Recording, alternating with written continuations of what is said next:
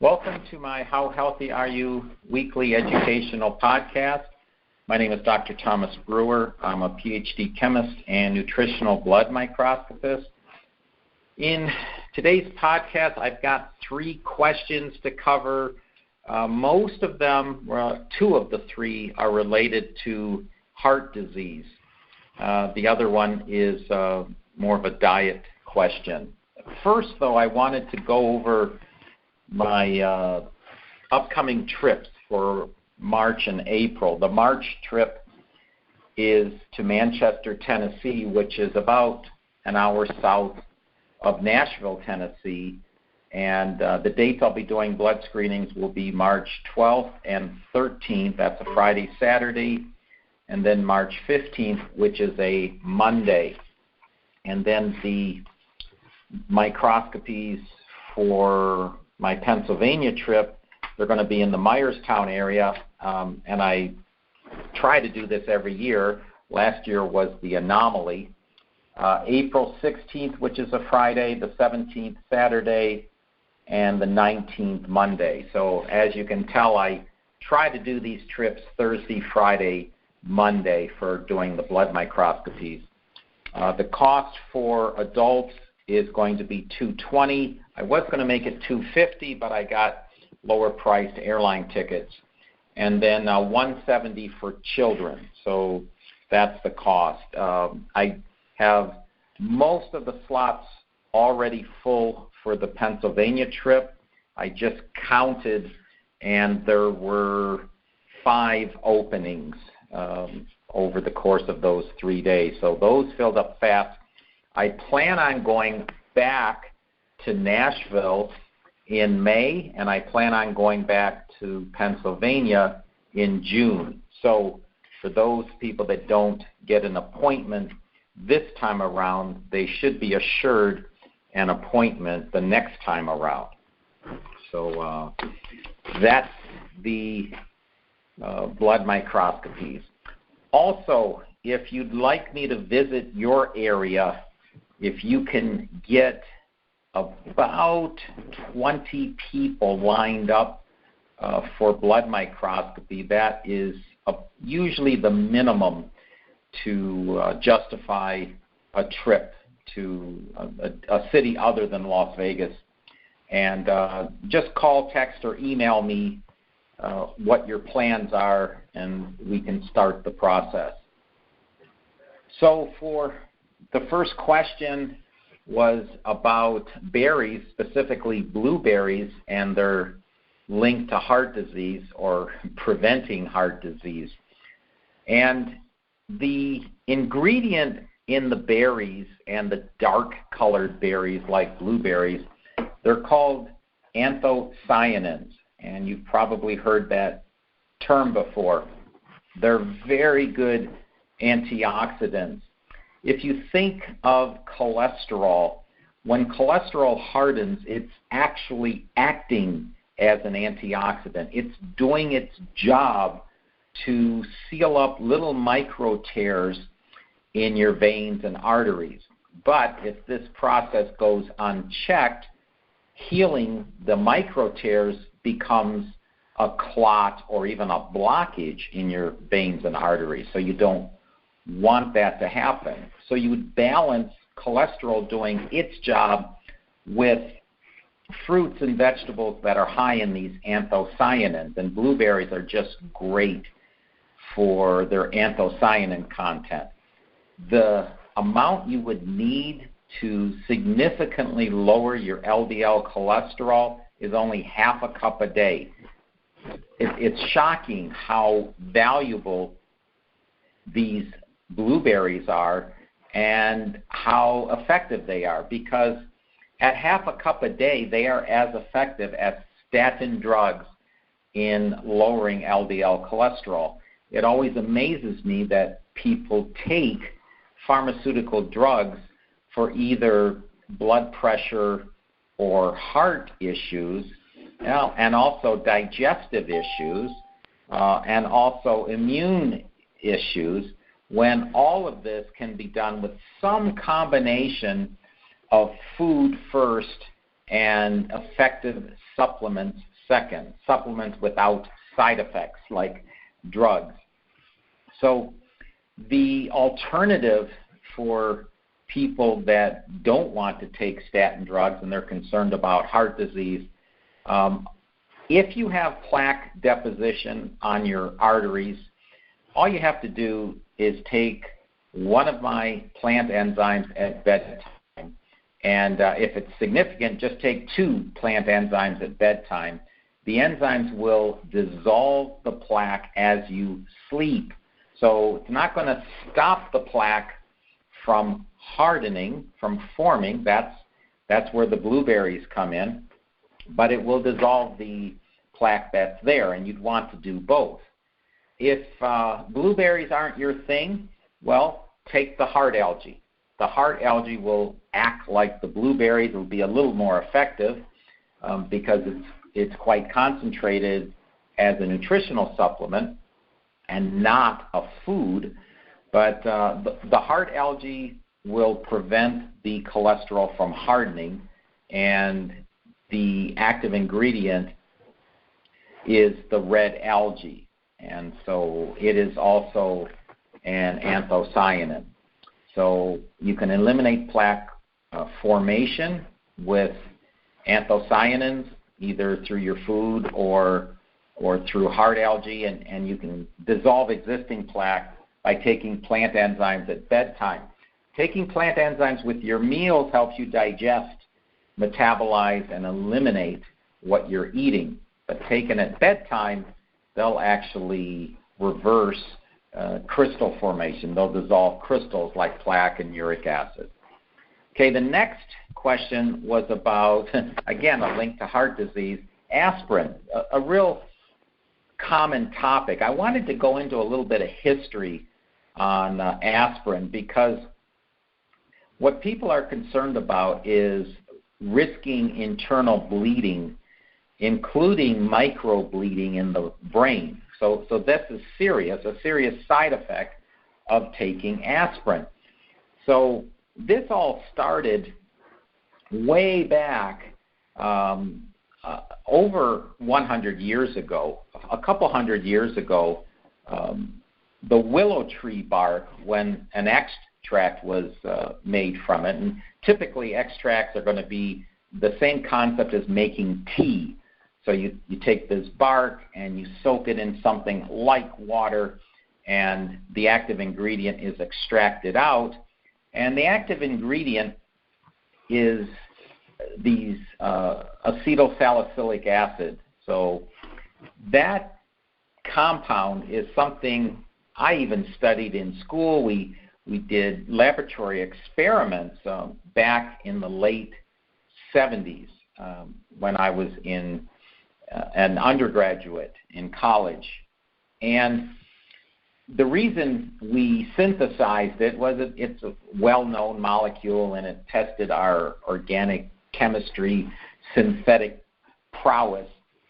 But it's very well known as an anti-inflammatory and a painkiller. And so this was known back when people were extracting acetylsalicylic acid from willow tree bark. So active ingredient in aspirin. In fact, that's what aspirin is. Well, it ended up reaching drug status in 1899. So just before 1900, it's identified that, boy, this thing is really effective. It's a drug. And it's been studied for a long time. In the 1960s and 1970s, it was realized that it was a blood thinner. And prior to that, what was known was people with rheumatoid arthritis would be taking aspirin, and what was found is they lived longer.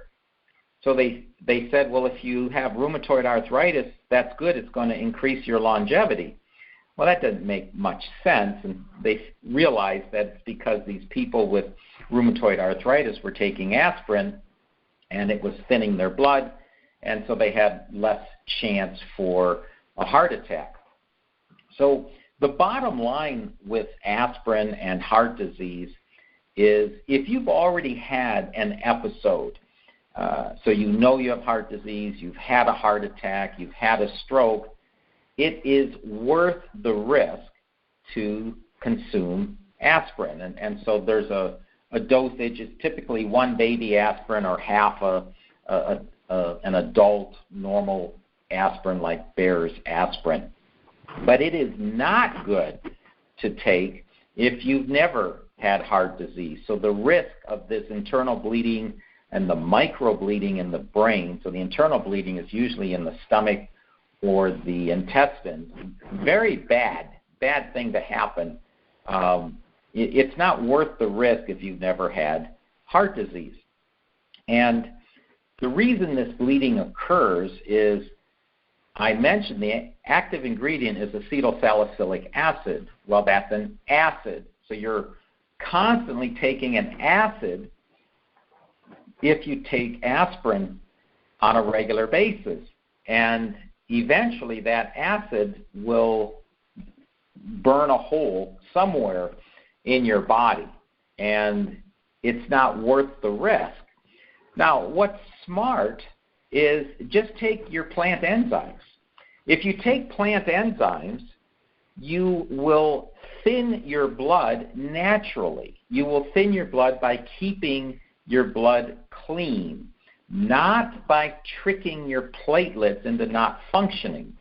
So the platelets' job is to clot our blood. And we need platelets, and we need our blood to clot when there's a micro tear inside our body or if we cut ourselves. So without platelets, we would bleed out. Now, if we take a blood thinner, we're hindering the platelets' ability to do their job.